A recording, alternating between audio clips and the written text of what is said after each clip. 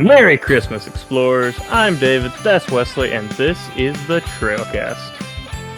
The weekly show that gets so far off track, you'll have to stick around to see just where we end up. So, David, just where are we going to end up today? Well, we have a packed episode, not really. We're talking about Disney's The Santa Claus. So, Wesley, what do you think about Disney's The Santa Claus? So, I'm not going to lie, because I didn't watch this because I kind of forgot about it. But that's okay because this has been a movie that my family, that the three movies, the Santa Claus movies with Tim Allen, um, Mm-hmm. have been a staple of the Christmas movies that we watch every year. So I've basically been watching this movie and prepping for this podcast for the past however many years of my life. So I think I'm well prepared for it. But as much as I like them, I didn't get enough time to dive into the lore because I'm kind of confused. Have you watched the TV show that they made last year? I think season 2 was supposed to come out this year. When they brought everything back and made a TV show on Disney Plus for the Santa I've watched Claus. bits and pieces of it, I haven't watched the whole thing. Okay, so there's some things in that. I've only watched it once and it wasn't a very engaged watch, let's just say that. But there are things in that obviously mess with some of the lore of the universe that was built with these movies. Um, so maybe at some other point we need to dive into some of that stuff. Maybe next year we can dive into that. Because I didn't have enough time, but it definitely throws some interesting thoughts because I don't know. I think the idea of like how Santa Claus was, I think in this is a little bit different. Instead of it just being a regular guy that is just passed down, person to person like we saw in the first movie, um, where Santa Claus fell off his roof and then Tim Allen, Scott Calvin, took on the mantle of Santa Claus, and we kind of figured that that's how it goes. I think even in those movies they say that's how it goes. But like I said, I've only watched the TV show once. From what I was getting from it, made me believe that this one Santa Claus was, Santa Claus for all these years, but then he relinquished the role for Scott. Now you haven't watched enough of it. It sounds like for me to have you to have input on this, unless you specifically know what I'm talking about and watch that far. Like I said, I didn't have a really engaged watch with it. It wasn't a bad show. I just didn't. It wasn't like prime time. I'm caring that much. Uh, but like I mean, you also think about it in the Santa Claus movies. They introduced legendary figures like Cupid and Easter Bunny, Mother Nature, Father Time, Sandman. So if they're legendary figures and Santa's supposed to be a part of that, why is he the only one with a rotating door? Or is he? Am I diving too deep into these movies? I think I am.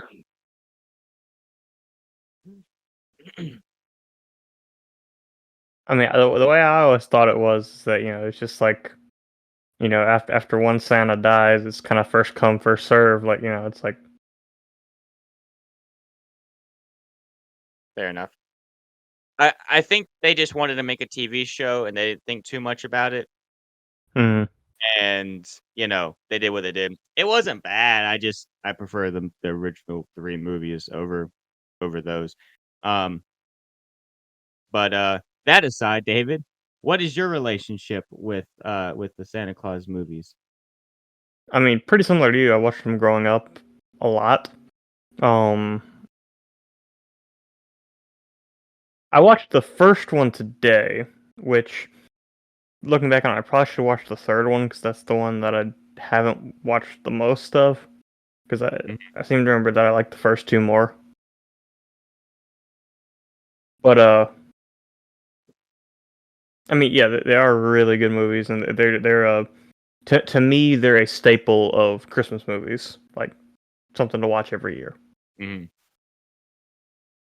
Yeah, well, that's one thing, like, I did a lot of research today, on some of the origins of Santa Claus, and in all honesty, like, a lot of things have been staples for years and years, but, like, there are certain lore things that we know today because of the Santa Claus movies, like, whether it popularized it or came up with it, outright.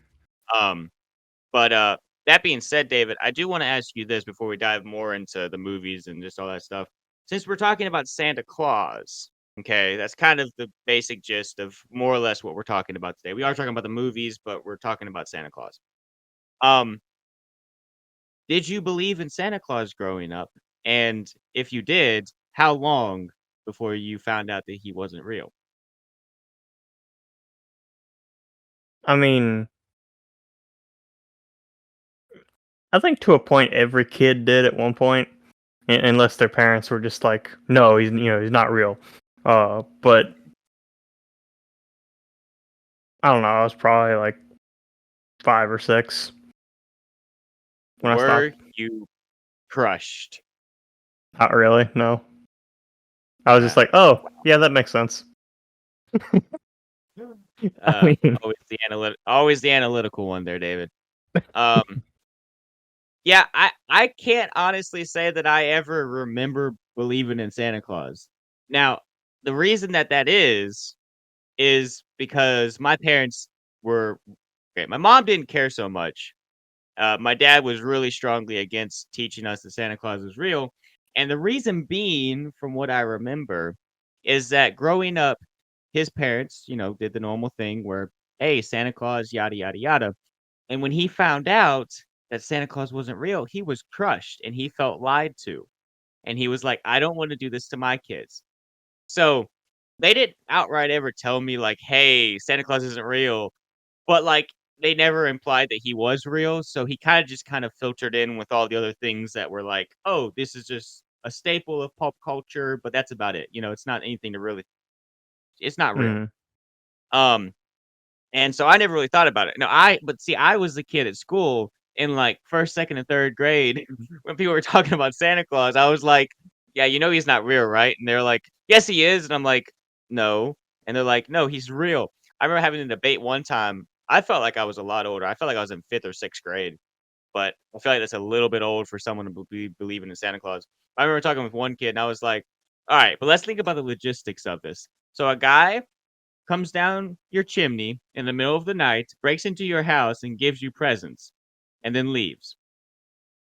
Um, First off, have you ever slept outside in your living room before? No? Yes? Oh, you have? Have you seen him? No? Okay. He's not real. Second off, have you never stayed up really, really late on Christmas Eve night? It's like, oh, he just comes after that. It's like, I've stayed up to about 4 in the morning on Christmas Eve before. He does not come. I'm like, I'm laying all these things down, crushing kids' hearts and dreams. But you know what? I love doing that. I love crushing hearts of kids. Wait, that sounds weird. I love crushing the spirit of kids. That sounds better. uh-huh. Oh, Crushing their dreams. Now I was that kid in school though. I legitimately was. I have very vivid memories of that, and I was that kid in school. I was really that kid. mhm.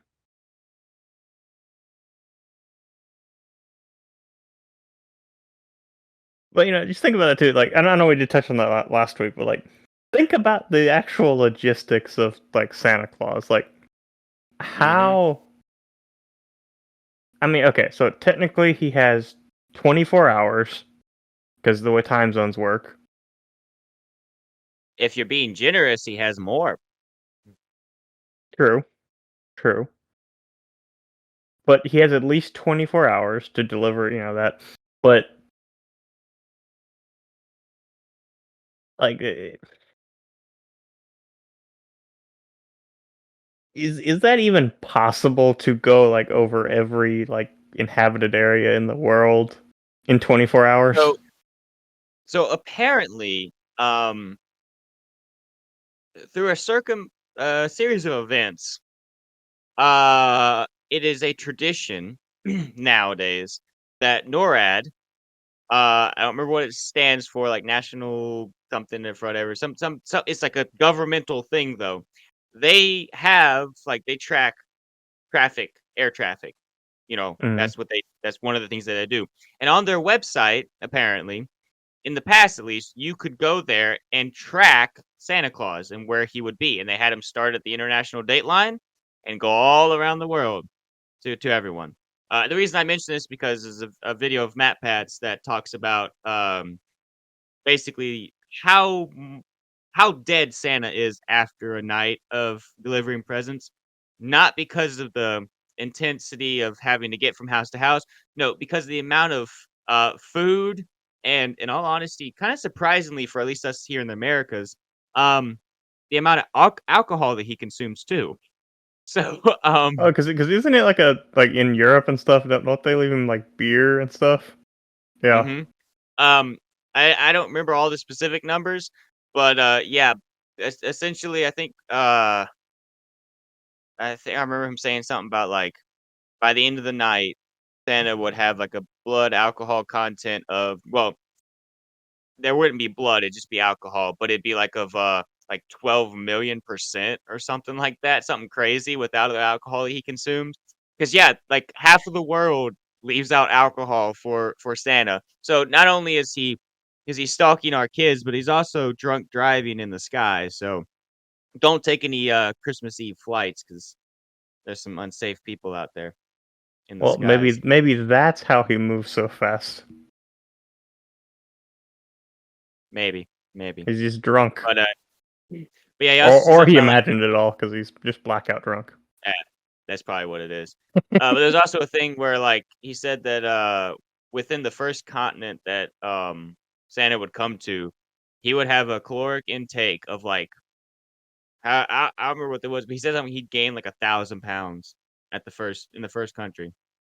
Over the course of the night, he would have over, like, 1,000,000,000 calories, like, well over like 17, 15, 16, 17 billion calories throughout the course of the night. Um, if Mm. anyone's ever interested in the actual numbers, you can go watch Matt Pat's video on it. Just look up, like, food theory Santa, you'll find it. But, it's an interesting video and how he dissects that, but yeah, if you're curious as to where Santa is on Christmas Eve, go to NORAD's site. I think that I don't know if it still does it, but that'd be cool if it did, tracking where Santa Claus is, right? But I wonder how they do that. Like, do they track it as it goes house to house? Like, can you see your house, or is it just like area? You know, like, yo, he's in this area for this amount of Probably just time. You know, area. I doubt they actually like go down to the actual like individual address. yeah, but I mean, they could. They have that information. They could, but that would be a lot of calculations to actually go through to figure out everything.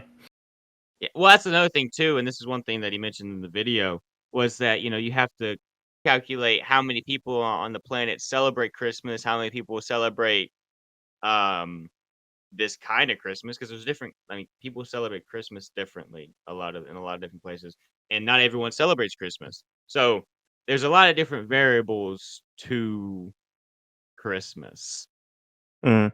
And that actually kind of reminds me of that too. So since we are technically talking about Disney's The Santa Claus, that reminds me of when in the first one when the police officer is interrogating him.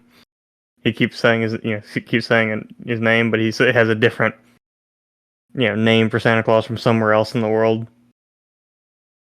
And like Now obviously most people most Americans are at least familiar with Santa Claus, and the Brits call him Father Christmas. But yeah, like almost every culture around the world that celebrates Christmas with the traditional Santa Claus has a different name for him. yeah, yeah, and I mean, they obviously all have, I'm pretty sure, different names for what they call Christmas too. I mean, obviously, Mm. language change from place to place. Um, and that is one thing I was trying to. I thought about it too late, and I didn't have enough time to research it. I really wanted to dive into like some of the history of not just Christmas, but Santa as well, and like the origins of him and how he got to where we are at today.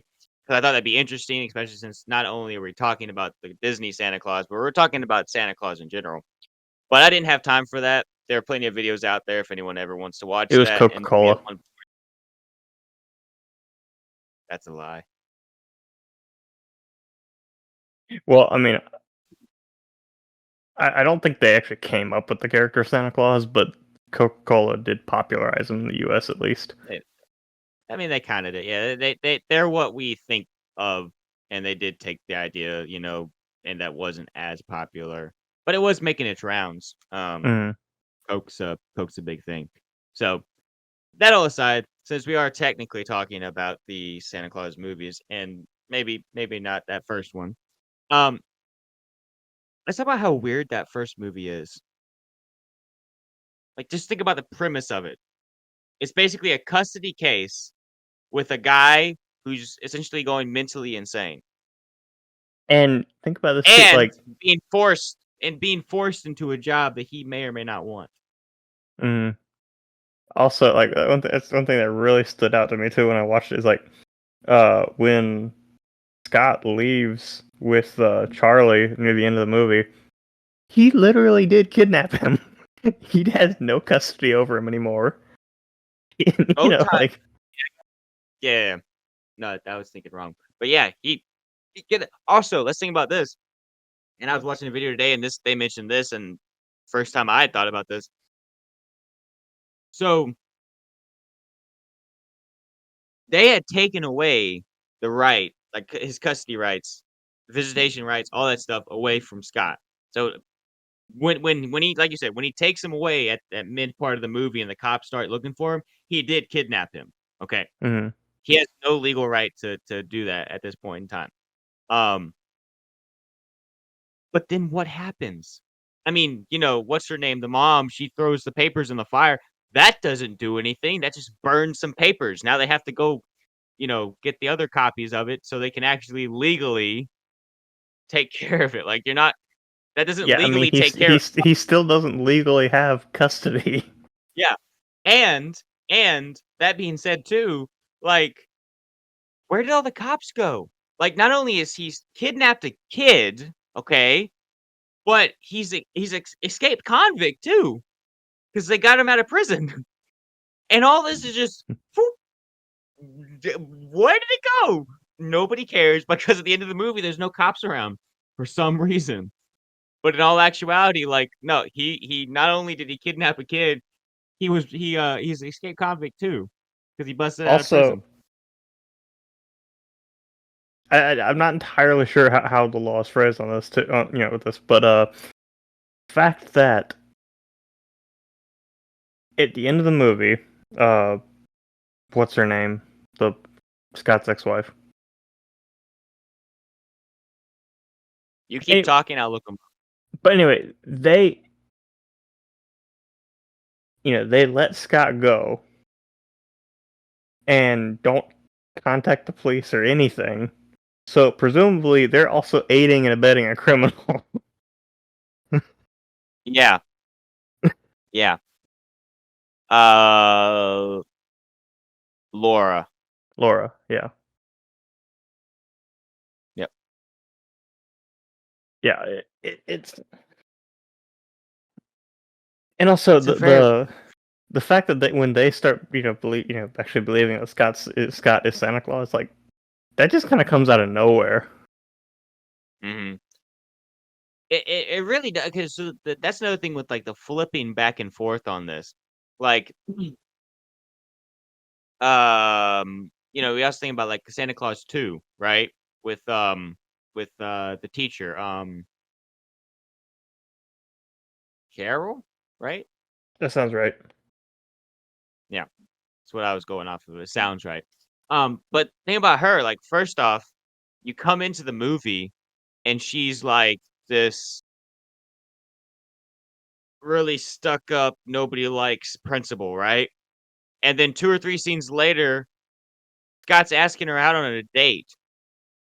They hadn't been getting along the whole movie, but now she asks and then he goes and he tells her that he's Santa Claus, and instead of, you know, being like, "Okay, proof?" She gets all offended because of some childhood memory that she had just shared with him. Even though some things that he had just done were pretty unexplainable, and that was pretty good proof in the first place. And it's just like And then all of a sudden she flips, and oh hey, when Charlie comes and shows me this snow globe that does this cool little thingy, I believe now. It's like in these movies there is a lot of flipping with like out of nowhere, unexplainable. Hey, I believe now, kind of moments. Like No, but it's Christmas magic. oh okay, see my bad. He was out of Christmas magic. His watch was empty. Pulling my leg over here, making me nah, baby, that ain't gonna slide.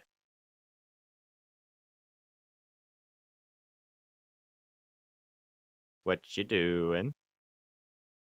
No, I was just pulling up the stuff about the movie. Anyway, but yeah, it I mean, again, to a point, you're not like with these movies, you're not supposed to take them seriously. Hmm.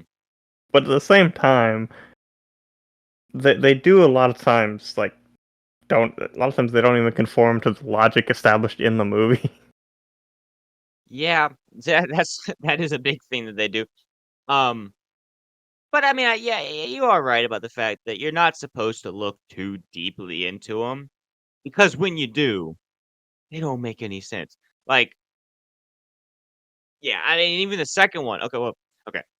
So the gist of these movies are Scott Calvin gets trapped in a job, gets trapped in a marriage, uh, that he never wanted, and they say, obviously it's the Santa Claus as as in a contract.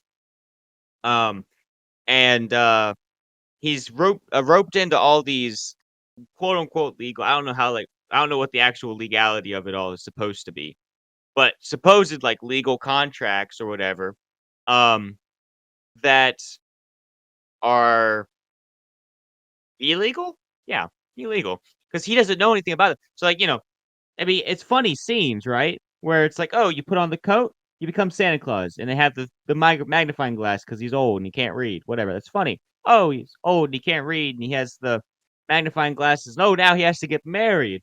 You know, but he has to. He has to be Santa Claus. He has to get married. Also, this is a year after. No, it's not even a year after. He had been Santa Claus for how many years up until the second one? And they hadn't told him ahead of time that they told him 28 days before he has to get married that he has to get married. So this guy has to not only find a wife or he kills Christmas, he has to rope another human being into all this, forcing their hand. Otherwise, they're the bad just, guy in crushing Christmas. just going off of the release date, it was 8 years between one and two. Yeah. And then we find So yeah, see, it doesn't make any sense. Like, tell them ahead of time. It was on the card. They showed the same card, and then after that, we find out in Santa Claus 3. Sure, at the end of the movie, he's like, "Oh no, I want to be Santa Claus."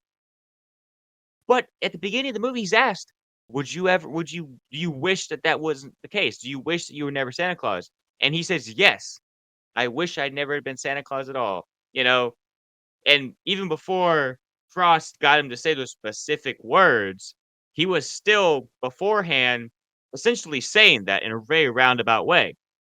Because he got roped into it and it was against his will, essentially. You know. So he spends let's see, what did they say? Like 20 some years, I think, by the time the Santa Claus TV show comes out as Santa Claus with I mean, they're still married, but I don't know if they're even allowed to separate, if they were to have problems. Uh, but he's married to this woman that he knew like a month before he got married, and they've had to be together. It's just, okay, man, so it's just also talking about the second one, so what would happen if he didn't get married? Would there what just would there just not be a Santa Claus anymore? Well, is it okay? So is it similar to like the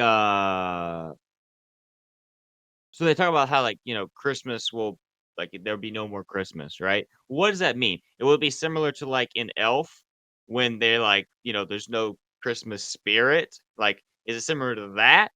You know, or like is it legitimately where like Christmas is no longer a thing? What's Christmas? Nobody knows. It doesn't exist. Like, Like what's Christmas not existing mean? that's what I mean. Like is it just like there's just no more Santa Claus, or is it just like well what, or is Christmas just completely wiped from people's minds? Yeah, it it's an arbitrary. Uh, what's the word I'm looking for? It doesn't. It's okay. So it's like when a movie has its main problem, but it doesn't really matter. You know, that's essentially what these movies are doing. That's essentially what most Christmas movies are, but we're not gonna dive into that today. Mm. Um, Also, but no, okay, so presumably, okay, so Santa, because of the second Santa Claus that from the second movie, Santa mhm, has to get married because there has to be a Mrs. Claus. So presumably, the Santa that died in the first Santa Claus had a wife. What happened to her? yeah, and if they had kids, because I mean, we see in the again, this is well, not even in the TV show. At the end of the third one, they have a baby. So what if they had kids? Do they instantly snap and they're like, because okay, does he die or does he get sent back to his old life? Well, okay, and if he gets sent back to his old life, okay, how long can a Santa be Santa?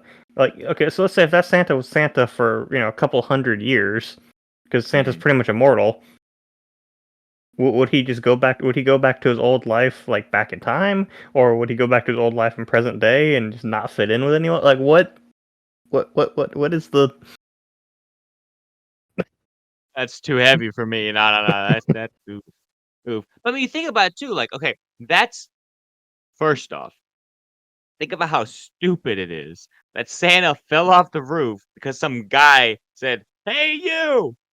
He goes, "Huh?"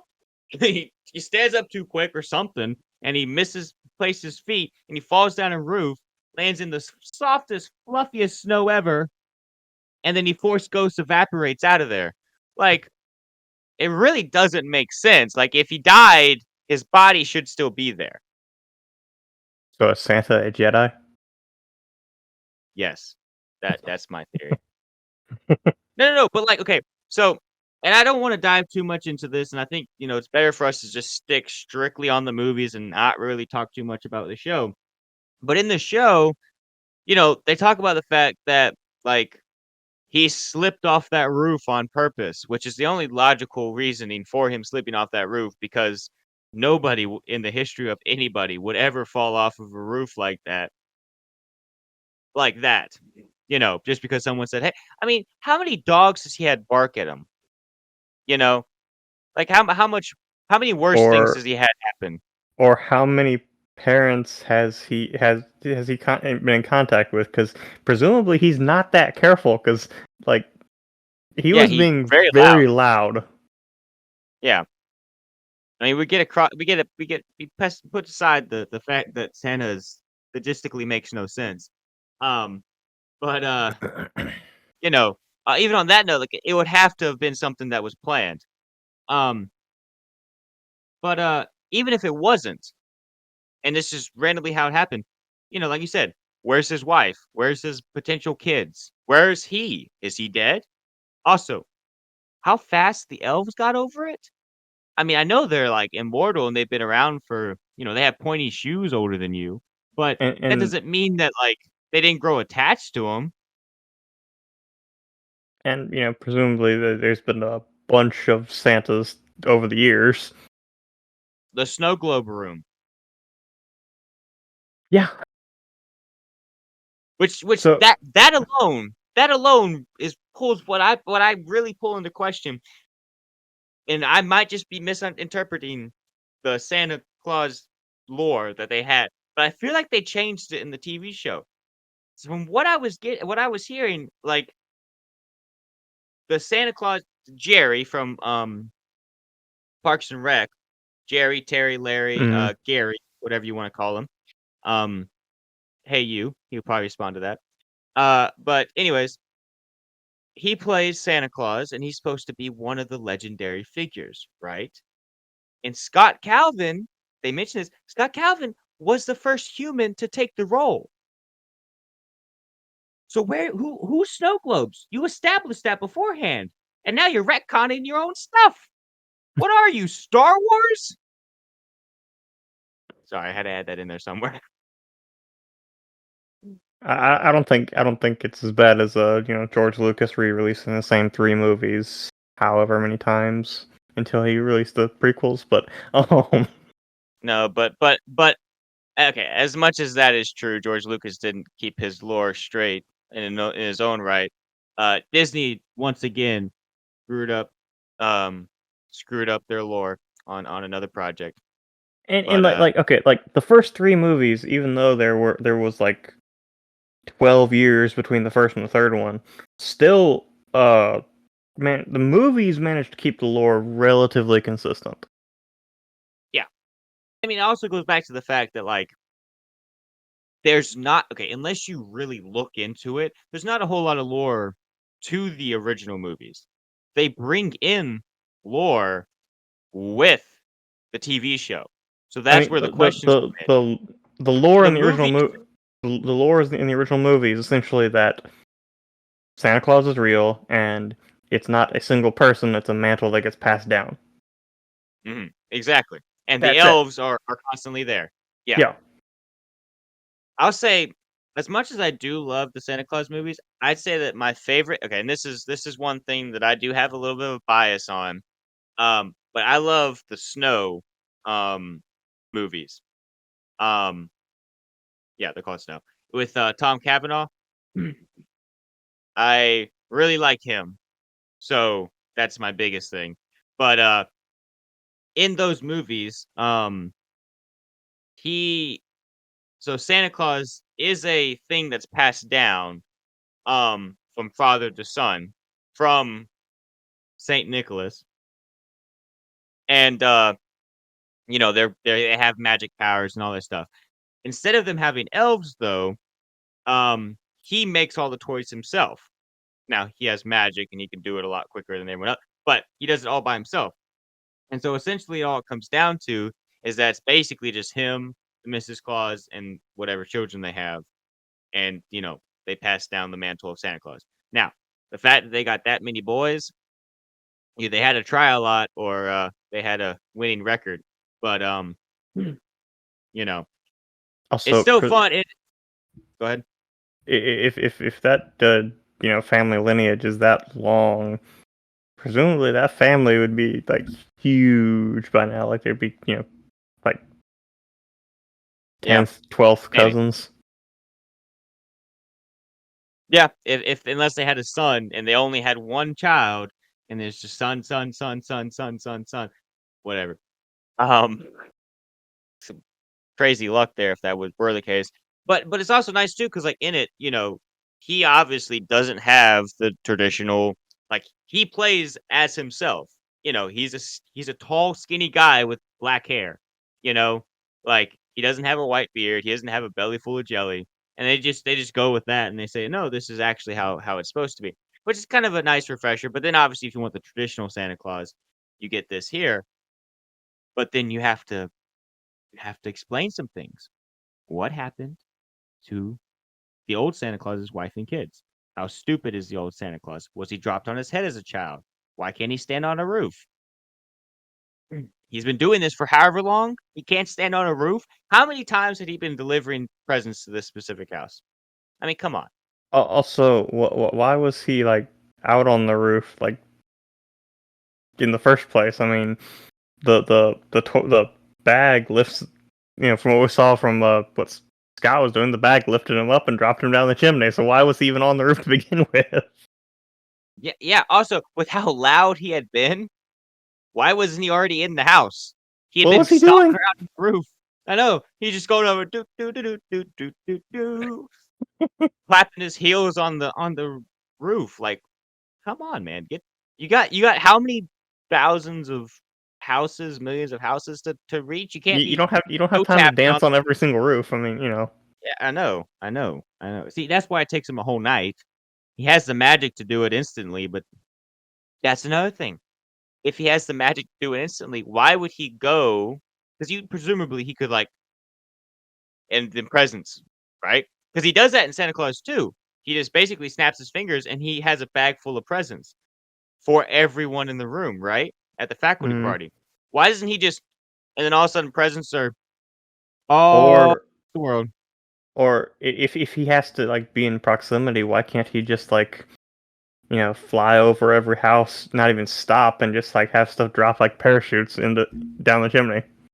Like, Exactly. Exactly. well, And why do the elves have to work all year round for all these gifts if he can just basically snap them into existence? Do they have to be made and can he just teleport them? so yeah, In there's an interesting thing. So in Santa Claus 2, when he does that, is he actually just like summoning them out of thin air, or is he like teleporting them from the North Pole? well, I mean, they're obviously retro games, so they don't make those anymore. True. But maybe there's a storage room in the North Pole somewhere that has like all like toys that never got given to someone. Do you think that they make toys that they never give to someone? Like the just yeah, like the seriously question though. Like would they make like do they have like a quota? Because I mean obviously he knows what everyone wants, right? So you think that they'd be like, Well, hey, make exactly this amount. let's say like you have a kid, like you're going just off the Santa Claus lore with the whole naughty and nice list thing. It's like, what if you have a kid who's like walking that line between naughty and nice the whole year, and then like right there before Christmas, like is determined to be naughty? Would they Well, have yeah, but made toys for that kid and then just not delivered them, or what? ooh. So I'm about to dive into something real deep here. It's still on topic, and it's okay. So Santa Claus, as the as the song goes, he sees you when you're sleeping. He knows when you're awake. Uh, he knows when you've been bad or good. So Be be good good for for goodness goodness sake. sake. Yeah. So he knows. He knows. He sees you all the time, and he knows if you're bad or good, right? So why in Santa Claus 2, when they go and talk to him about Charlie being bad, that is he caught off guard? Because if he sees everyone at every time, that's a little weird, but he's seeing his son all the time, right? So he knows And that good or bad. and that song is that they quote it in the movie, so presumably it's Mhm. canon to that Santa Claus. So like, Yeah. So that being said though, he knows like okay, I don't know what all godlike power Santa Claus has besides the fact that he can see everyone at all times and knows if they're good or bad. I don't know if he can see the future, but if he can, then he would know ahead of time if they're good or bad, you know? Also, from what I've heard, um, is this going back again to Santa Claus 2, when the plastic fake Santa Claus is going off and talking about how everyone's been naughty because all this and that, Bernard or Curtis say something about how they're just kids. You know, we do let them have a little leeway with things. So if someone's towing the line but hasn't really been that bad all year long, then I would probably presume that they probably would be on the good list, the nice list, which means that that wouldn't be a factor. It's more like, hey, you're just always bad. You're not getting anything, or you're getting coal. I don't know. I mean, okay, even if they do like give a little bit of leeway, there's still a dividing line somewhere. Well, yeah, but I still feel like you would think with what is shown to be the knowledge that Santa Claus is supposed to have, right? you would think that he still would know how many of specific toys he would need so that there's no actual it's like you have the specific number, you know you need that specific amount. That was originally what, we were talking about here. So I think even though there is that split down the middle, I'm saying that I feel like if you're towing the line, like maybe there is a line like right here in the center, and someone's like right here. Now, if they're too far past the line, it's like, nah, it's not worth it. But if you're kind of back and forth, they might give a little leeway with it. Even if they have that specific line, you could say maybe the line's technically down a little Mm. bit farther, but it could be a little different for each kid depending on what they do. You know, Also, what is the deadline for that? Like, do you have like up until Christmas Eve to like get on the nice list, or is it like Thanksgiving is the cutoff, or what exactly is the cutoff for that? I don't really know. That's one thing. In one of the Phineas and Ferb specials they did for Christmas, um, Buford is like, "Oh, I gotta do one nice thing to get on the nice list," and it's like Christmas Day, and he's doing that one nice thing, right? So it's or Christmas Eve or whatever, and it's like, you know, w- is there a cutoff? Like, not necessarily is there a cutoff, but like, if you're good that week, does that count? Or if it's like a balancing act, and you do enough that week, does that like push you over the edge? That's some good thoughts, David. Yeah, I don't know. I don't know. I also realized we're talking like we're supposed to be talking about the movies, but we've just been talking about theories this whole time. But I'm not complaining. I mean, it's been a touch and go thing. We've been touching on it, just not solely talking about. Hmm. Now, I honestly don't even know how much I actually have to say about the movies. I mean, they're pretty generic, I, traditional-ish I mean, yeah, yeah, like yeah, they're Christmas they're movies. good movies. We grew up watching them. I still love those movies, but I do think it's fun to sometimes just you know overanalyze something that's not meant to be overanalyzed, whether you like it or like the property or not. Like, Yeah, yeah. And I mean, that's probably the best thing you can do with the movies like this if we wanna make any length of okay, podcast okay, about but it but and but talk then about again, it. I feel like any Christmas movie that delves into the Santa Claus lore is gonna have some kind of weird something going on with it. That doesn't necessarily make sense. Well, it kinda has to because I'm sorry, all you, uh well, anyone out there who still believes in Santa Claus, I'm sorry to burst your bubble, which I think we've been bursting your bubble this whole time. But, Santa Claus doesn't make sense. So, you know, if you're gonna add him in a movie, it's kinda hard to add him in a way that actually makes sense, you know? I mean, obviously, yes, I understand. Movies tackle things that don't make sense all the time. But with the pre-established lore that Santa has, you know, I feel like sometimes it's just kinda hard unless you do this the traditional, "Hey, it's one guy who, has always been Santa Claus," like, that can make some sense. But, you know, there are some things that we've mentioned that even if it's one guy, it's like presents. Why can't you do that? You know, just because of the nature of how Santa Claus was made up over the years. Like he goes to each individual he breaks into your house in the middle of the night and gives your kids presents. Also, let's talk about the fact how in every Christmas movie where Santa Claus is real, the parents of the kids always wake up and notice that there are presents under the tree that they did not buy, and they do not question it. Mhm. Oh, speaking of which, have you watched I Saw Mommy Kissing Santa Claus? The Yeah, the movie yeah. with yeah, with Cole and Dylan Dylan Cole Sprouse. Sprouse. I was Yeah. Yeah, I was about to say Zach and Cody, but that's not right.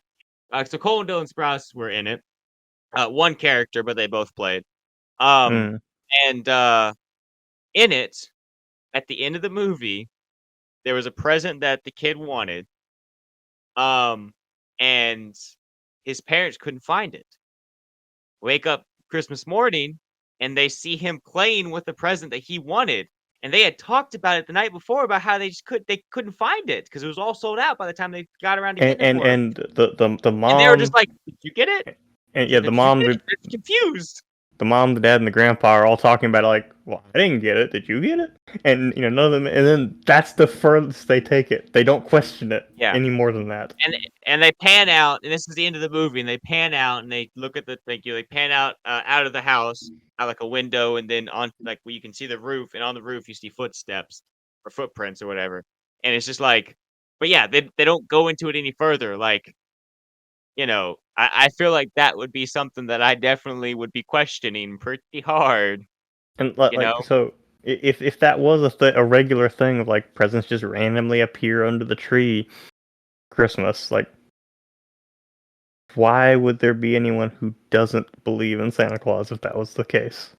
Yeah, like that's the thing is like adults would still believe because of the fact that there'd be unexplainable things. Like, sure, you can still say, "Hey, as a kid, I grew up and I got presents from Santa Claus." It's like, yeah, but your parents were not surprised about what was in there because they put that under the tree and put from Santa Claus. Like they know what's in there. If you opened up something, they're like, "I didn't get you that. Did you get him that? No. Where'd you get that from?"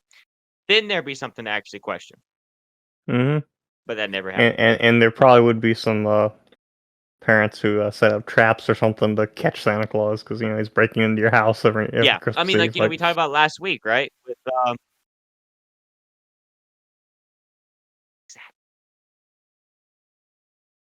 Santa Claus stalks children. That's all I'm going to say about that. Uh, yeah, let's not dive you talk about them into trap. that. But Wait, say that again. My I thing said cut let's out. yeah, I said let's not dive into that part of it. But yeah. Oh, don't worry. I'm choosing my words very carefully, and I'm keeping it very minimal because we don't need to be diving into that. We Hmm. don't want anything strikes on our channel. But that being said, you talk about someone laying a trap for him, right? I mean, unless you just mentioned this and I didn't hear it. But I mean, we talked about the Grinch last week, and in the 2018 Grinch, they set a trap to trap Santa Claus so she can ask for a gift for her mom, right? Someone would have done that by now. I feel like we're I don't know why we're trying to basically lay down all the proof as to why Santa Claus isn't real. It's really just kind of dumb that we're doing this, but we are. I mean, just like let's But crush all the souls of people who let's crush all our souls and dreams. I don't know why I keep going back to the soul, but let's okay, just crush it. okay, but let's say like if there was like Santa Claus was a real thing, there would be a Kevin McAllister out there who would set up all these elaborate traps to trap Santa Claus. Oh yeah, oh yeah. I'm kind of surprised there And hasn't been a movie like that. Basically, Home Alone, but the kid's trying to trap Santa Claus. bad movie idea, and pitch that. It'd be an interesting movie if you did it right, but yeah, Hmm. I mean, okay, if Home call it Alone is bad a movie. Christmas movie, I think you can consider that a Christmas movie too. Like that's even more of a Christmas movie. Yeah. Yeah, Home Alone is only a Christmas movie because it's set at Christmas. there's a lot like that, Hmm. honestly. Yeah. But so yeah, if Home Alone is a Christmas movie, and I think most people consider it one, then Man, Die Hard definitely is.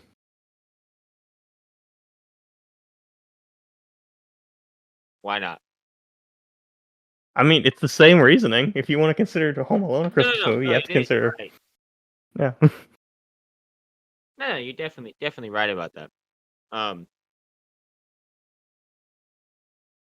yeah, I'm not. There's no arguing anything that. So we're good. Mm. We're good. Um, I know we haven't been talking long, but what else do you have to say about Santa Claus? Oh, I mean, not a whole lot. Well, we are like 51 minutes. We talked for a little bit before we started the podcast, so probably closer to About like 40. 45 minutes. But still, yeah, I mean, Not bad for these full. Christmas ones aren't. We're not trying to go long. Uh, I'm we, trying to we, go we short. yeah, we don't need another 2.5 hour podcast. Wasn't the Marvel one that was almost 3 hours? I think so. You don't need another one of those. Unless we're Pull it talking up about real Star quick. Wars. Oh yeah, if we're talking about Star Wars, that can be however long we want. Yeah, we ranked all 32 MCM movies, 2 hours and 46 minutes. Holy crap. Anyway, I have the feeling you were getting at that you wanted to go ahead and dive into a what's new with you. Well, I didn't think that we should just sit here and talk for nothing, so I didn't have anything else to say. Alright, well, yeah, we can go ahead and dive into a what's new with you. Or in other words, just we talk about whatever we want to talk about, whether or not it's on topic. What's new? What's new with you? What's new? What's new with you? What's new? What's new with you? Yeah! Okay, so before we dive into this, one thing I do want to point out is since we started using Craig to record our audio, which I think we didn't. I don't think I cut that out in one of the last podcasts, when we talked about that. If I did, we're using a service called Craig on Discord. It's a bot that records our audio separately, so I can try to balance it out better. I'm still working on that, by the way. So hopefully the audio on this one will be slightly better. But uh, Craig does not record the soundboard, so I have to go in and remember where all we've used our soundboard stuff and re-put that in. So yeah. Huh. That's unfortunate. Yeah. He doesn't do that. So like the what's new with you transition. If you're listening or watching this on YouTube, I had to go in and put that in there in editing because it didn't record it. I mean, I recorded it in the video, but I'm not gonna use that audio. I'm gonna use the audio that Craig gave me. So yeah. I guess you could compare and contrast, but that still does make it a bit of a hassle having to deal with that. Hmm. Yeah. So hopefully the Discord soundboard is a relatively new thing, so hopefully the people who make Greg will update that so it actually records the soundboard too. But We'll get to that. that's when we get to beside the point. Yeah. Wesley, what is new with you? I know we literally just did one of the. So last episode we recorded on Thursday of last week, and this episode we're recording on Monday. So there's.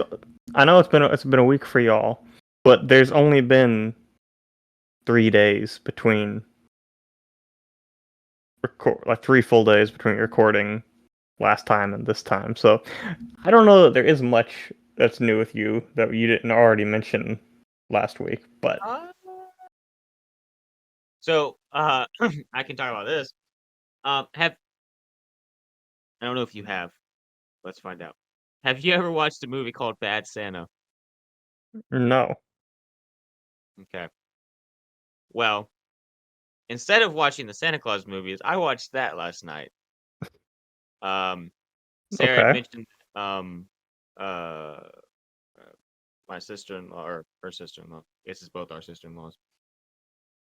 Her brother's wife. All right. Mentioned that that was a movie that we needed to watch. And so I completely not thinking about when we were recording, because I usually watch the movies that we talk about Monday night. So I wasn't thinking about Sunday night needing to watch what we were talking about. So I just watched that, and it's a very interesting movie. It's a it's categorized as an R-rated comedy. Um, it well, it wasn't that funny. It wasn't like not funny. It just wasn't that funny. Um, it was okay, but it definitely had a different twist on Santa. Well, it wasn't actually Santa. It was a guy dressed up as a like he dressed up as Santa and went into the malls and played Santa, and he had another guy who played an elf, and they would go from store to store, year to year, and then they'd rob the place. So Hmm. that was the gist of it all. But It was a very interesting movie. I think it was I think it said 2003. Very 2003 feeling. I know, like, I knew you were talking about a different movie, but the first thing I thought of when you said Bad Santa was that movie that came out like 2 years ago or something, A Violent Night. Yeah, The that's what David I thought. Harbour. Sarah, I thought Yeah. that's what Sarah was talking about when she said, "Oh, let's watch this movie," and I was like, "Oh, is it that one that came out?" And she was like, "No, different one." So, it was an interesting movie. I probably wouldn't watch it again. It's not like it was that bad. I just didn't. It's not my type of movie. Mm. It wasn't that long, but that's what I've been. I mean, I can't remember if I haven't done anything else. I feel like I should have something else to say, but I don't really know. What have you been up to, David? Work. Boring. I mean, that's pretty much all I did the past over the weekend. So yeah. But no, actually, I did. So you might not know this, but I found out that. Did you know they put Justice League and JLU back on Netflix? Hmm. Yeah. So I actually I go look watched at the Netflix the other first. day. Mhm. All right, go ahead. So I watched the first couple episodes of Justice League last night. Yeah, there you go. That's new. See, look at that, Yeah. David. You hadn't done that last time. No, I did go and look at Netflix the other day. And they actually had some good movies on there. I was kind of surprised. Mhm. I mean, Sarah, we're talking about it, and we're like, yeah, Netflix is one of those things where it's like you it's not like it's gonna constantly have good content on it, but it'll have periods where it has some really, really good content on it. Mm. Like And I then you remember lose all you. that trash. I remember used to like almost everything was on Netflix, Mhm. and then everyone wanted to make their own streaming service, and so now like pretty much if you want to watch like those kind of shows, for the longest time that they were only on HBO Max Mm. because that's where all the DC stuff went. But like almost all of the DCEU is on Netflix. A lot, like I said, Justice League JLU. I don't think Batman the animated series or Superman the animated series were on Netflix. Or well, it's Batman the animated series, Batman and Robin, Superman the animated series. I don't think those are on Netflix or Batman Beyond. But I never watched all Batman Beyond. mhm. But I also was kind of surprised there's only 2 seasons of Justice League and JLU. Really? 2 seasons of each one. I thought Oh, there were more. 2 or 3. 2 of each one. So there's four. There's 4 seasons total. I didn't realize that. They're in a connected universe, aren't they? Yeah, yeah. Okay, that might be why it branches more. Well, Four because seasons seems there were like 2 or 3 seasons of Batman the animated series. There were also a couple movies, but or it started with like Mask of the Phantasm, then like the Batman the animated series, then I think it's like Batman and Robin or something or other.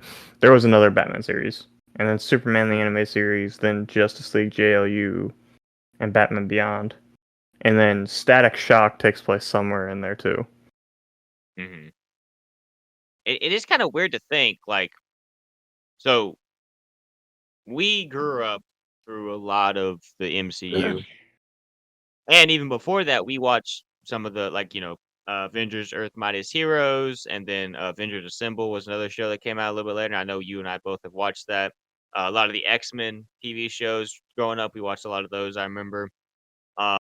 Um, but there was a long time in there where yeah, DC with the Justice League TV shows was the big thing, with Mm. those TV Like shows, like those are the big thing. so, I think it was So there were several X-Men animated shows in the 90s, which I think is what you're thinking of. I think it was like X-Men Evolution and Wolverine and the X-Men are the two that I'm thinking of. Which I did watch. And then of course when like the animated Avengers show, the Disney Channel ones came out, that was like 2008, 2009, 2010, and somewhere in there. But yeah, for growing up, a lot of like the animated superhero shows that we watched were DC, and then DC stuff just kind of disappeared And Marvel has been because dominating. because of the MCU. But yeah. But yeah, I mean, yeah, it's kind of weird because like I do look back on a lot of my childhood. I'm like, oh yeah, Batman. Like, okay, we were talking about a while back, like the early 2000s, the Batman TV series. Like, I really like that. I'd been looking for. I got the whole series now, but I had been that's looking on for the Netflix whole too. series. Well, of course it is. But I have the series now, so and it was one of those things where like I remember watching it growing up, and I was like, oh, I love this thing. I need to get it on disc, and so now I have it, and it was a big part of my childhood. But then I also think, I mean, obviously it's not like you can't watch both, but DC dominated a lot of my younger childhood, and then as I got a little bit older, the big things were the Marvel TV shows. So I mean, obviously, like you said, that has to do with the fact that MCU was taking off. I mean, Iron Man came out in 2008, and we were 6. Yeah, we wouldn't have been 6 yet because of when it came out, but that would have been the year we turned 6. But yeah. So MCU took off, and we were pretty Well, young. although I didn't know about the MCU stuff until Captain America, I don't which was think I knew 2011. much. I don't think I knew much about it until 2012. Okay, I knew about the MCU, or not the MCU. I knew about Marvel. I didn't know about the MCU until I think 2012 When the when Avengers came out. my sisters and my dad went to see the Avengers and I wasn't allowed to go. I was not very happy. I think that's when most people like kind of found the MCU, because I had actually watched all, because I didn't see Avengers in the theater, but I had watched all the other Marvel movies before the Avengers came out. Because I remember, I think my dad and my brother, maybe both of them, went to go see Captain America in the theater. I think I might be misremembering that. And then they said it's not that, it wasn't that bad, so I got to watch it. Captain America was the first one I watched. And then I watched the others, the Iron Man 2, Hulk, and Thor. The Iron Mans, those I waited a little bit longer to watch because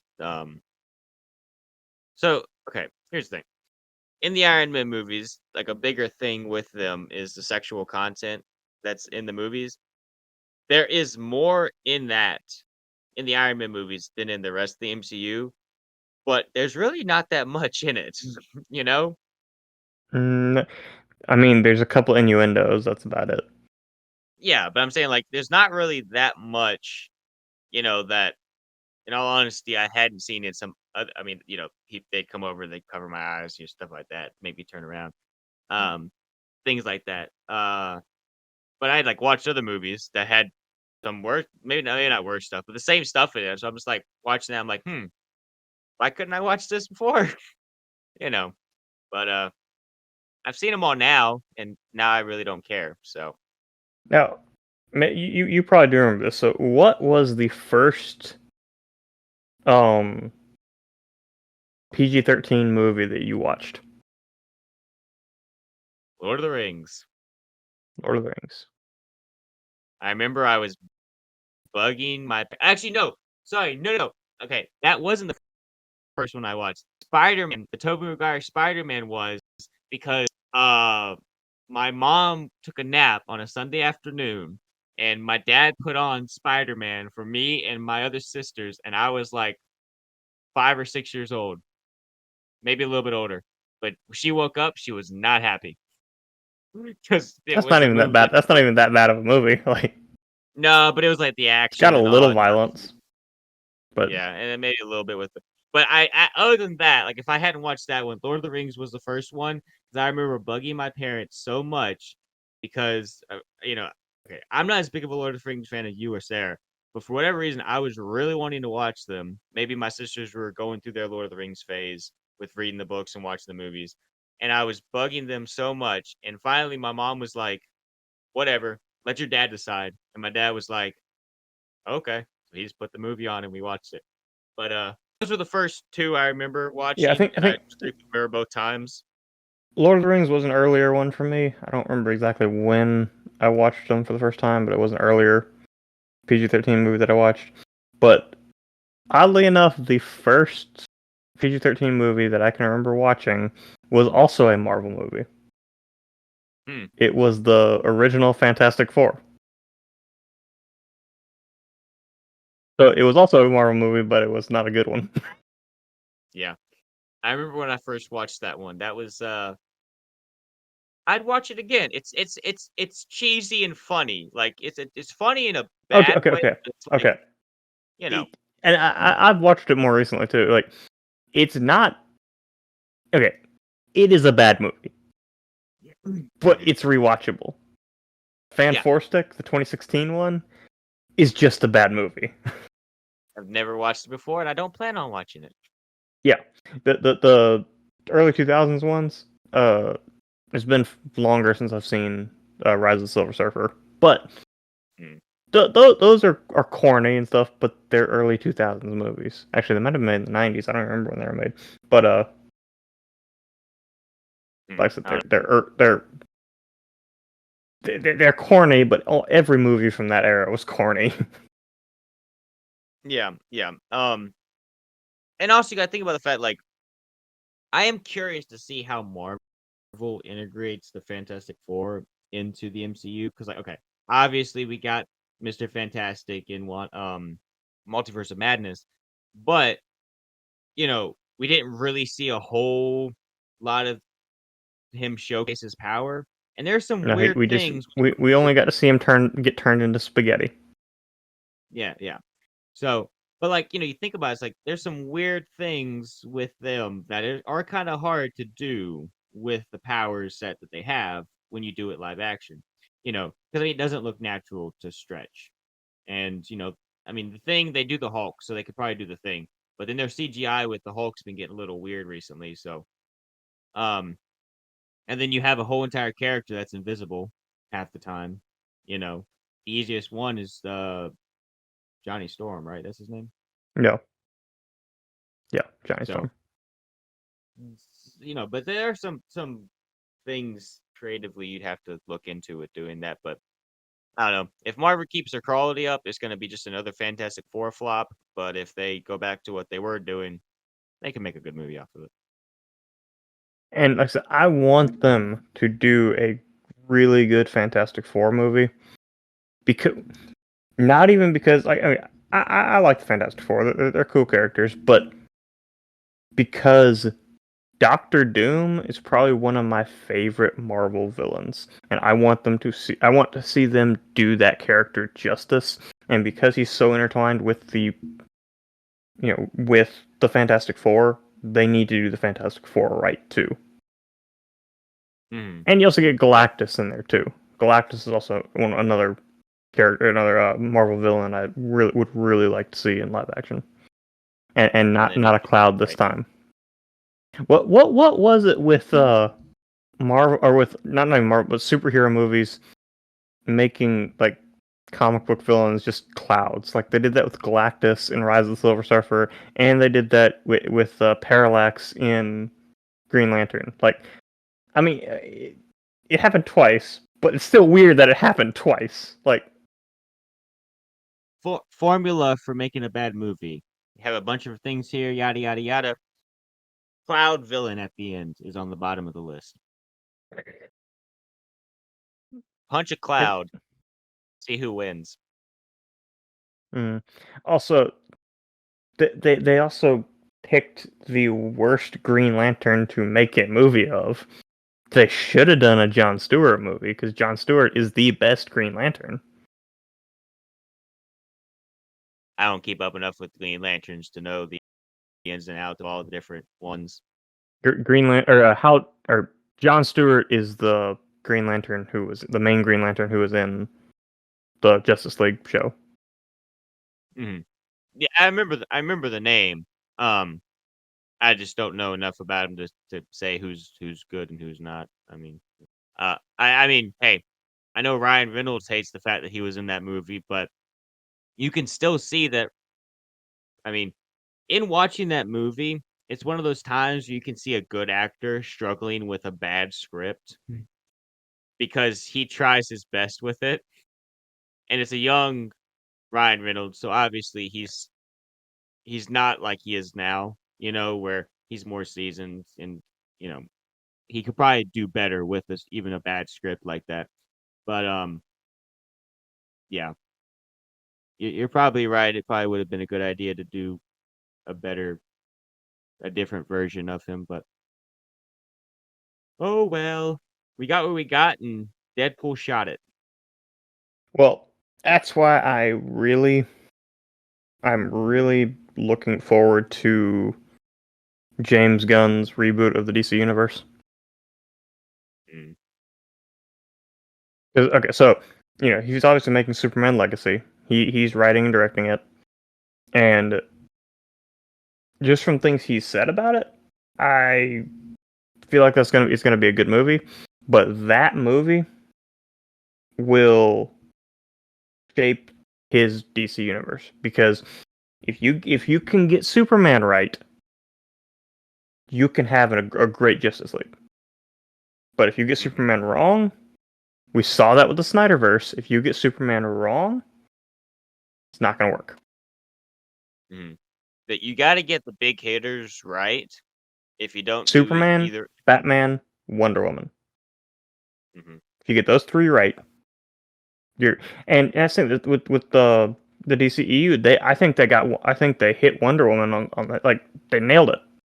Especially yeah, with the first Wonder Woman 1984 wasn't I actually haven't seen it, but just some things I've heard about it, I don't really want to see it.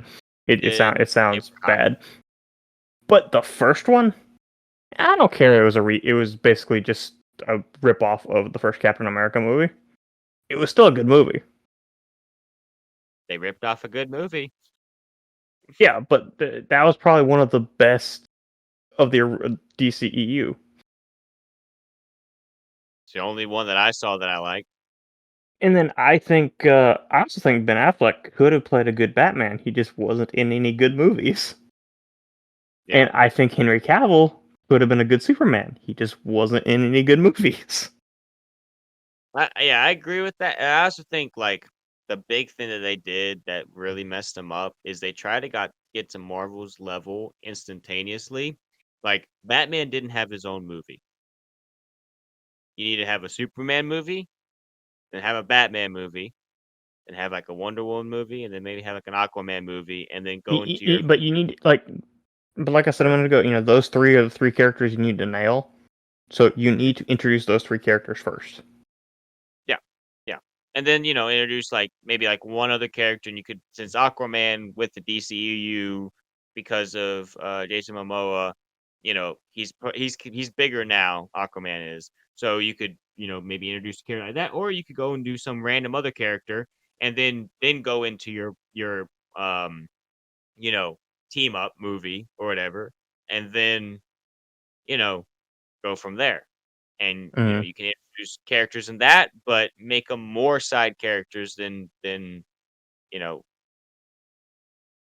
They really did try to do the Avengers thing in like two movies. You know, The Justice League was the third movie, and then with the Snyder cut, they tried to go immediately to Darkseid, who's the Thanos of the DC universe. Like hmm You know, that would I don't. literally be like if they made, you know, it would literally be if they made Iron Man, then Civil War, then Endgame. That's literally what they did. Like, Yeah. Um.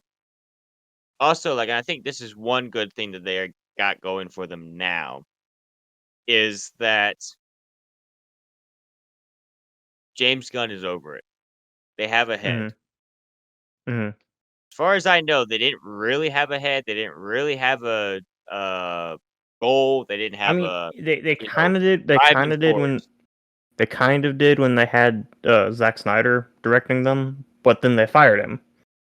They So, shot everything down that he was doing. Like he couldn't do anything from what I've which heard. Like okay, which I don't like the direction he wanted to take the DC universe because like look at Man of Steel. Like he had almost complete creative liberty over that, and he made a bad Superman movie.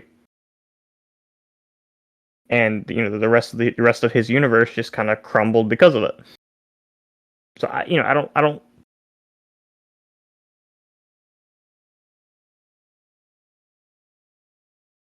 But I do think it might have had a better you know direction if it actually had a head. But or a direction. yeah, They basically did what Star Wars has been doing recently, or at least what they did with the sequel trilogy, where they wanted to make some movies, and that was about the gist of the thought that they put into it. mm, And they brought Snyder on to do it, and maybe they originally were gonna let him just have full liberty or whatever, but well, y- okay. Here, let's be honest here. Iron Man is a pretty good movie. Okay, Iron Man's you know Iron Man's worth being a hit when it came out. mm. They followed that up not too far after with one of the worst, considered at least one of the worst Marvel movies ever made, The Hulk. Nope, like nobody ever likes like most. You ask most people, they either have not seen the Hulk or they don't like the Hulk. You know, I Or they can't personally, remember it. I can't remember. I personally don't hate it that much. I know it's not a great movie, but I don't hate it as much as a lot of people just seem to hate Well, it. but that's the thing. It's But they not it's followed it not up. it's not a bad movie, but it's not a good movie. It's just a eh. And because Edward Norton was in it and not Mark Ruffalo, it doesn't feel like the MCU, and the Hulk looks different in it, so it doesn't really feel like an MCU movie. But you kind of forget the fact that Iron Man, which was a good movie, came out, and then like a month or two later, they came out with the Hulk, you know, which was a bad movie, and then they came out with Thor, I think was next, which Oh, wasn't a Iron great Man. movie. Yeah, there's Iron Man, Iron Man 2, Hulk, right? Well, no, Hulk came out like a month or two after Iron Man. I know Okay, they then did it was Iron Man 2 for the Avengers. Was it Iron Man 2 then Thor? yeah, yeah. Okay. Again, not a great movie with Iron Man 2. Iron Man 2 is one of those lower ranked MCU movies. hmm And then you have Thor, which Thor 1 is not a horrible movie. Thor 2 is bad. Thor 1's not a bad movie. It just doesn't have much to it, and it's not very Well, entertaining. okay, And then they came it's out. like what we said with when we were ranking the Marvel movies. It's like, and I think this is where you were about to get to, but Hmm, Captain America: The First Avenger is when the MCU became the MCU. yes. But that being said, you think about it like, okay, Marvel was okay waiting.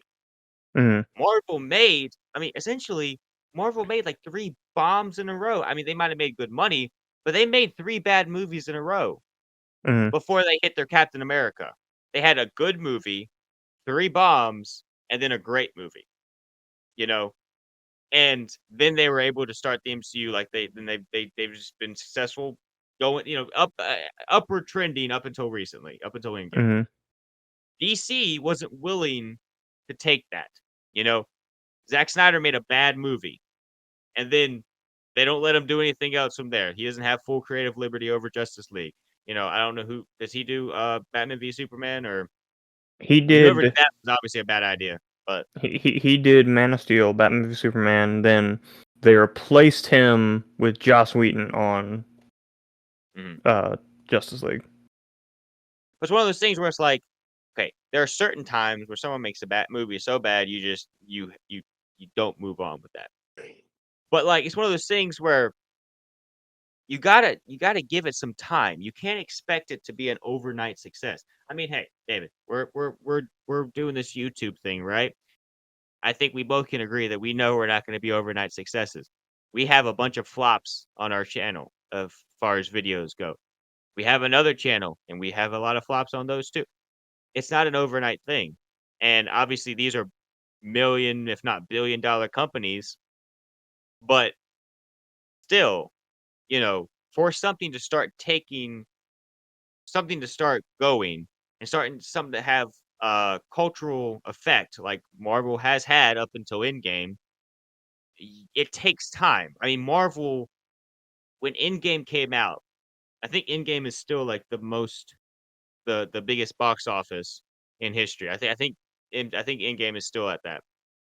Um, but you don't get your Endgame without starting out and just pushing through your Hulk, Iron Man 2, Thor's, Thor the Dark World.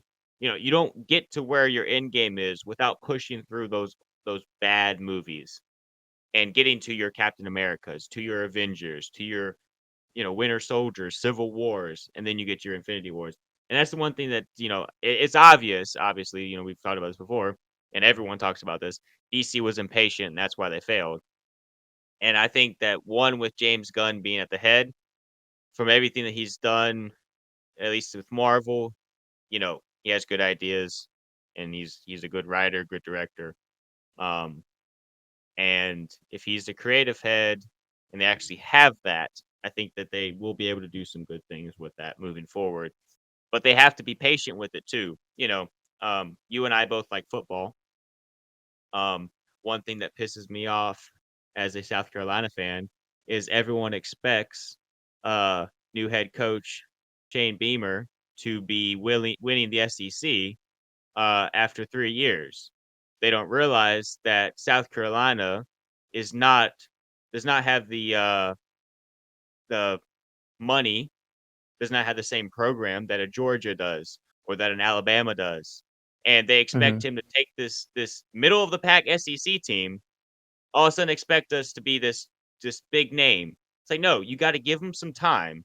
He went to 2 bowl games his first 2 years. Sure, his third year we missed a bowl game, but it wasn't like, You I mean, sure, we didn't have, but he's still. This is the first down year, and everyone forgets that last year we beat number one Tennessee. We beat y'all because you're a Clemson fan. We beat Clemson at Death Valley. People mm, forget that they have such short mind. So things take time. Even the greatest coaches in football take time before they start really winning.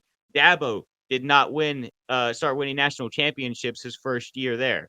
I mean, it was like what, mm. 4 or 5 years before he started I winning mean, okay, championships? okay. Look at like um Nick Saban. Mhm. I mean, yes, he's when he went to Alabama, he pretty much immediately turned that program around and turned it into Bama. But that's because he'd been a coach for years, and Mhm. the reason he went to And they weren't Alabama in that is bad of because a state either. no, they weren't. But the reason he went to Alabama is because he couldn't coach in the NFL. He was too bad to coach in the Yeah. NFL. But he is probably like Considered. most people would consider him the all-time greatest coach in college football. Mhm. Yeah. Now, I'm not saying But he is or not, but I'm saying most people would consider him that. yeah. That's not a debate that we're gonna have at this point in time. No, Uh, but but yeah, and but things take time is obviously the point that I'm trying to make here. And mm, and And, that's the biggest problem that in all honesty that we've been really having with most things um in the movie industry recently is that, you know, I heard it said at one point where it's like, people were like, "Hey, we'd make all these low budget films and then we'd have our one big budget film of the year that would make us a, couple $100 million, $1 billion, right?" And then all of a sudden, and it might just be they're talking specifically about the MCU, was like, oh, let's just make those $1 billion movies every movie. Was like, you can't do that. You got to build things. You got to. I mean, Marvel had already built it, but they've been whacking away all that. Crumbling their own empire. And hey, like Zemo says in Civil War, an empire that crumbles from within. You know, that's done. And Marvel right now is crumbling from within. Disney right now is crumbling from within. They got a little bit too greedy, thinking that they were top dog, and they were, but you know, people don't like that. Now everyone's trying to catch up with them, and I think that DC can do it, but they have to be patient with it, and they have to allow the process to work itself out. Mm. Yeah. Now, one thing I do want to talk about that we haven't talked about yet, and you talking about college football reminded me of that. But the playoffs this year. So I know when the playoffs the rankings got announced. I know I texted you about that, and we texted for a while. Mm-hmm.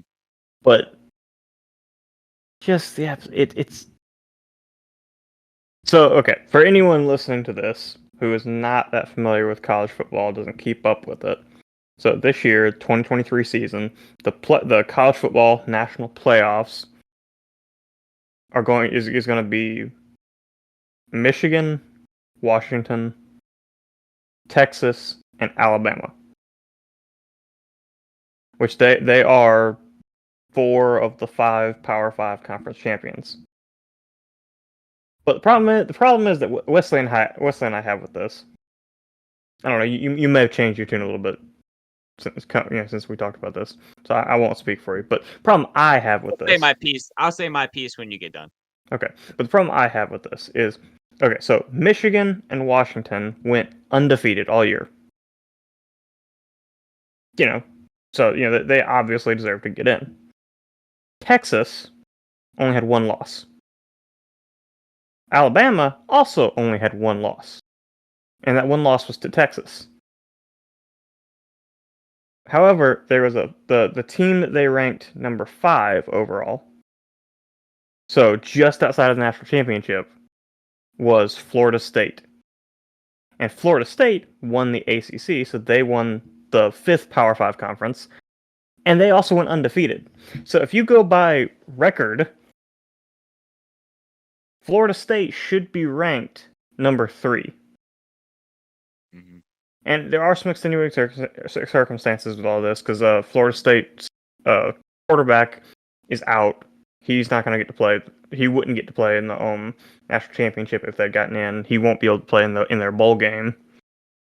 But still, Florida State, their record, they earned a spot in the playoffs. It's the first time ever that an undefeated Power 5 conference champion has not made it to the playoffs. Yeah. So no, I 100% agree that it is. Okay, so I understand the reasoning behind it. I don't know how much you listen to stuff. It makes sense, okay? Because I think. Okay, I understand that they want the playoff committee wants it to be competitive, and I understand that. But it's still That's just the like whole reasoning. That's the whole thing. So that's the only thing. That's the only thing in their minds that matter. Also, that being said, it's not like they're quote unquote setting a precedent with this, because we change format next year. This won't be a thing that's going to happen again. So it doesn't really matter. Also, that being said, if you look at the top, okay, you can say that maybe Florida would get blown out, right? If they go into the playoffs, which maybe they would, maybe they wouldn't. I have too many quarterback names running through my head. Jaden Daniels, is that Florida's? Who's Florida's? I think that's Florida's. Yeah. I might be wrong on that. But anyways, Florida's quarterback got injured, and he put out a tweet when Florida didn't make the cut for the playoffs, and he said, "I wish I got hurt earlier so that people could see just how good this team is. Now, they did struggle a little bit against, I think, the team that they played the week after he got hurt.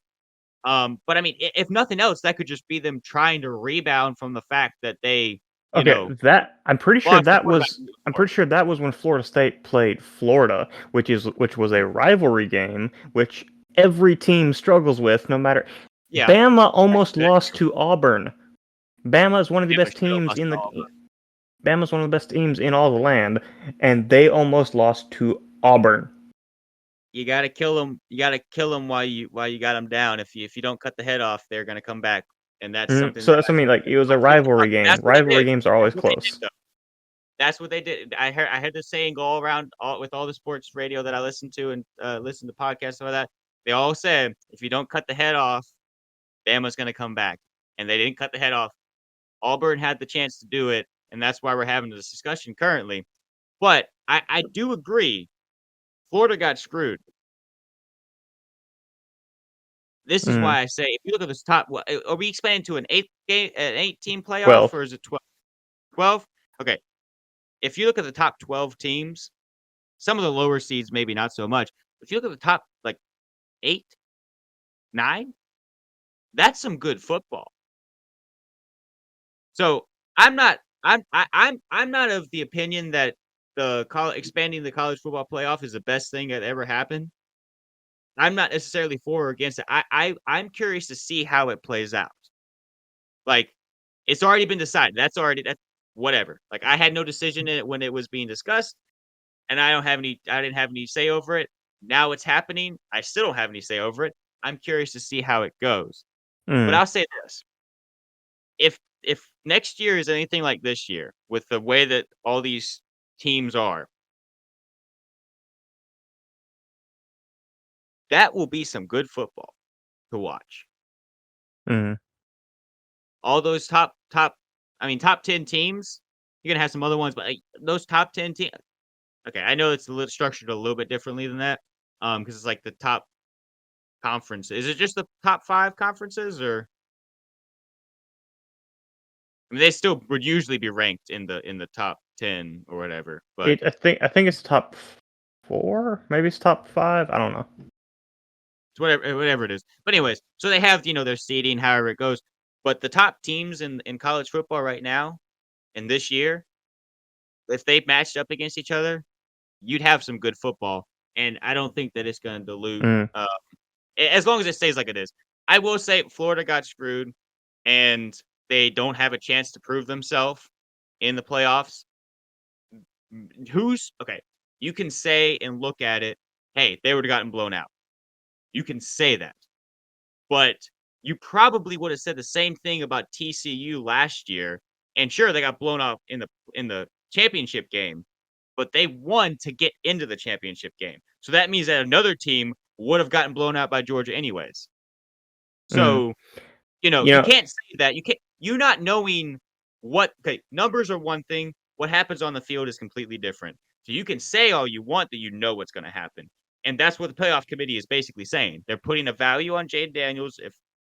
I really wish I knew it. That's what sounds right, but I don't. I'm really feeling like I'm hold on, messing let up me here. see. You gotta look it up. Okay, but they Yeah. say they put a value on the quarterback, and they say, oh, the team is no longer good enough to be in the playoffs. 13-0 doesn't matter. Sure, they didn't have the hardest schedule overall, Jordan but they Travis. played some good. Jordan Travis. There we go. Is Jaden Daniels LSU's quarterback? Uh, He's the one who just won the Heisman. I think so. Um,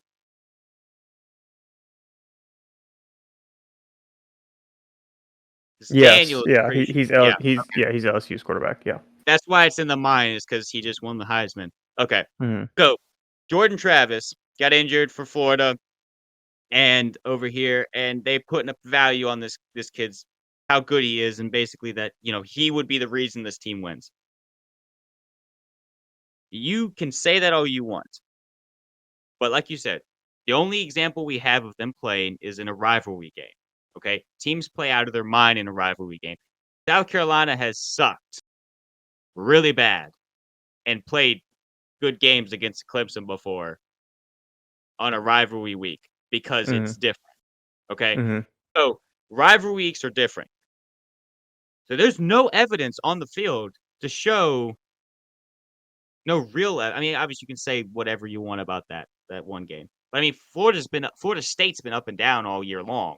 So they play a good game and then they play a trash game. So, anyways, that being said, you can't say it unless we see it. But essentially, I mean, yeah, there's going to be good football being played in this. Florida got screwed. And from now on, it's not Okay. going to matter because Florida's going to make it in if they do this year after year. So one thing that I think.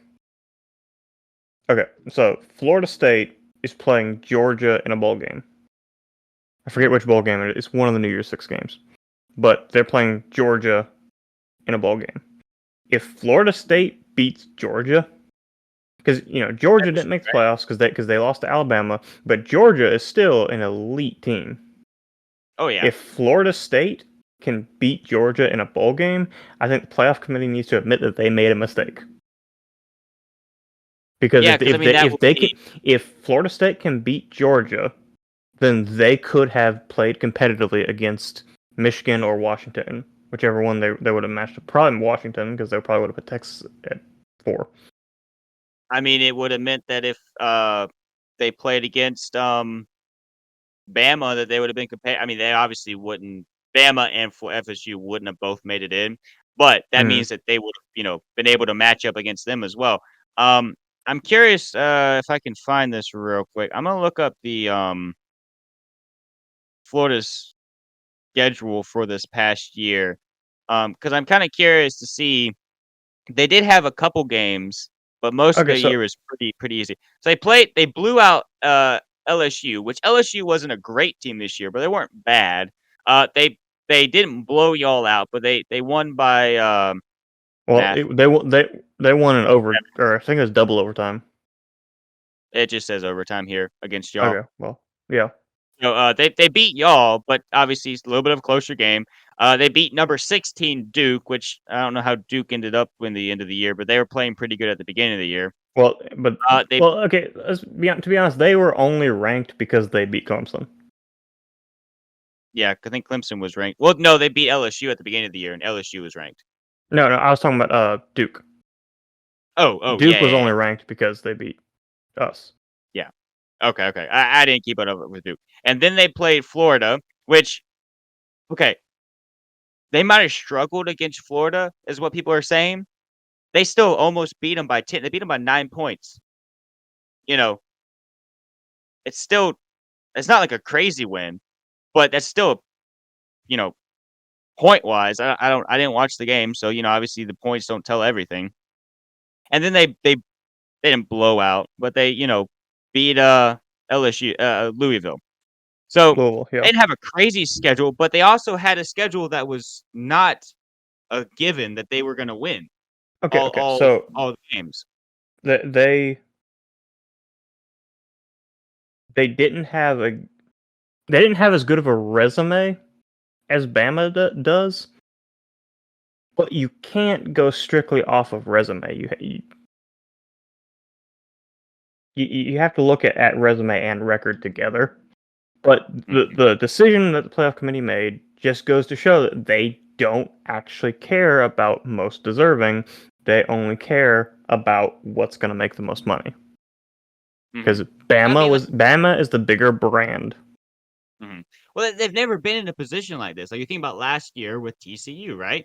They didn't have another school that they could put in above them that would knock out TCU because that wasn't like other teams had too many losses, or the top 4 teams, all of them already had, or top 3 teams they already had undefeated. So we're like, well, we got to put this other undefeated in, and I think in all honesty, just based off of the rankings and things that I've heard, it makes sense that this would be the case. The playoff committee already assumed that Alabama was going to lose to Georgia, and that if Georgia took care of business, FSU would be in the playoffs.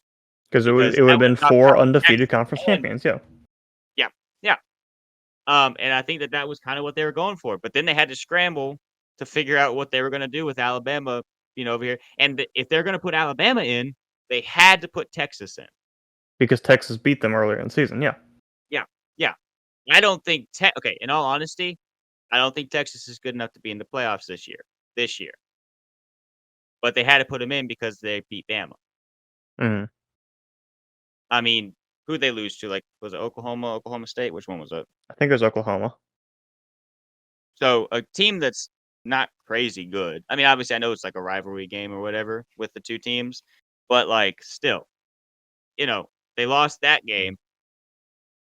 Bama lost to Texas. It's kind of how the thing just goes around. I mean, it is what it is, right?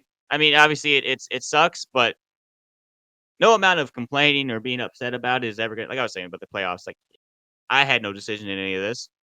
I am with this in mind. It really makes me look forward to next year's playoffs because if this many teams, okay, if next year plays out like this year did, then I think that still allows for the regular season to have value, for conference championships to have value, and for the playoffs to have value. Because you think about it, all these teams. Okay, let me pull up the end of the year top 25 and see who's in the top 12. And I'm just going to go based off of that to not have to think too hard. Rankings. Okay. So, load. David, do a little dance while my thing loads. What? I don't know, do a little dance. Okay.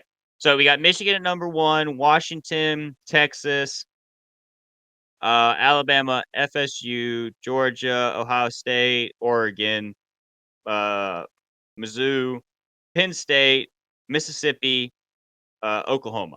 Those are the top 12. The lowest record of these teams is 10-2. So the most games that any of these teams have lost is 2 games. hmm So you see that these are all pretty good teams. You give the couple you get top 2, right? Have buys. You got Texas and Alabama, squaring off again. Sure, like there might be still some gap there, but I think with NIL, the landscape has gotten smoothed over a little bit more, so teams is a little bit more even than they have in years past, and it comes down to obviously like Alabama's still going to be good year after year because Nick Saban's there. Kirby Smart with Georgia, like they're still going to be. Yeah, right. Okay. Still going to be. He is with Georgia, right? I'm questioning everything I'm saying Uh, because it let sounds me so let me much let me right. Google it just to fact check it, just so I don't say anything wrong. We're not a sports podcast, but everything is not coming to mind. But like Yeah, Kirby Smart. it Yeah. takes okay. So Kirby Smart, Georgia, like good coaches are going to coach good teams, and they're not going to have as many problems. But still, I feel like the talent is getting spread across a little bit better. And as much as I hate the fact that FSU got knocked out, it does make me hopeful to say, hey, a good team got left out of the playoffs this year. That won't happen again. hmm If anything, we might have some bad teams in the playoffs, which is a problem that everyone's, hmm getting at. So with the playoff expansion, like I don't really necessarily think we needed a playoff expansion. I do think the playoffs need to be reworked because obviously, like this year, Mhm. you know, um,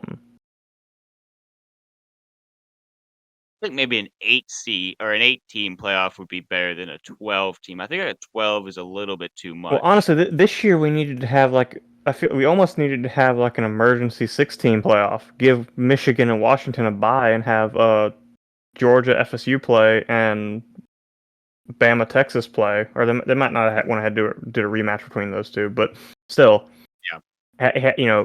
eliminate two of these teams, and then have the four remaining teams play. Yeah, I mean, I think that was I saw a tweet from JJ Watt who said something about that, and said we need to have that, and I was like, honestly, that's a really good idea. They won't do it, but they should. I mean, okay, like imagine if they kept the 4-team playoff, and then had it in the rules where like if it's essentially too close to call, have an emergency, like 6-team or 8-team playoff, like. And hey, for all you execs who are not listening to this, but for all you execs, that means more money because it's more games. Mm. And think about that too. If it's unprecedented, like this year, if they did have an emergency, 16 playoff, like, even if you're not a college football fan, you might want to just like, what's going on with that? If you're not, a diehard college football fan, you're just like, hey, what's going on with that? I'll check that out. That doesn't happen. It'd be something different for sure, but oh well, we're getting the playoffs that we're getting, and it is what it is. Who are y'all playing in a bowl game? Kentucky. See how that goes. Kentucky kind of, I think, got a little lax at the end of the year. They had a real hot start, and then Depending on who opts out of the bowl game because of transferring or going to the draft, that's going to determine a lot about how that game goes. And I think that's the case with most bowl games nowadays. Yeah. Shout out to Liberty though, playing against Oregon. Yeah. I saw that, and I was like, hey, that's definitely one that I'll be curious to see how that plays out. That's definitely a good good game for them to be a part of. I know were they undefeated this year? Yeah, undefeated conference champion. Yep. So, it's obviously a lot different than FSU because different schedules. They're G5, not Power 5, but yeah, but still, still really good that they were able to. I mean, in any kind of conference, in really any sport, it's not easy to go undefeated. You have to get through a lot. So, shout out to them because we have a cousin who goes there. Well, Maggie's been on the podcast before, so Maggie. Oh yeah, Maggie's been on the podcast before, so that's the cousin that goes there. So yeah, went there, works there. Well, technically, she's working there, but technically she is still going there because she's working on her master's. But too convoluted. Yeah. Anyway, yeah. Shout out to Maggie. Shout out to Liberty. Shout out to Maggie and it's Flames, right? Yeah. Liberty Flames. Yeah. So yeah, good job, Maggie. Good job for leading them to a undefeated conference championship season. Good job, you did that. Yeah. I'm proud of you. It was all because of Maggie. It's the only reason. All right, David. We're not analysts. We've probably been annoying people who either don't listen to football or people who do listen to football, and we've been getting everything wrong. So you about ready to wrap this up? Yeah, we can go ahead and wrap this up. Talk more about football in this podcast than we did Santa Claus. Yeah. But hey, beginning, like we said, you guys stick around and see just where we end up, and somehow we ended up on football. I guess it is around Christmas, and football is a big part. Well, we talked about comic book movies for a while, and then football. Yeah. So if you stuck around this far, we appreciate it. And if you stuck around this far, I'd assume you liked some of this. So if you're not already subscribed to the channel, go ahead, hit that subscribe button, and leave a like, as well as comment down below, since this episode was about Santa Claus, if you believed in Santa Claus growing up, and when you found out that he wasn't real. Mm-hmm. And then, after you're done with all that, share this video with a friend. If you have a friend, this podcast. Prove that you have a friend by sharing this video with a friend. Or if you have someone who you don't know is a friend or not, share it to them anyway. And if they get this far, text the person who shared it to you, whether or not they're your friend. There you go. Very convoluted, but that works. I didn't follow any of that, but I think we're ready to get out of here. Yeah. Well, explorers, that's about all the time we have for today. We hope you enjoyed this week's episode. Let us know what you thought in the comments down below, or you can DM us on Instagram at DownTheRabbitTrailYT. And as always, join us next time on the trip.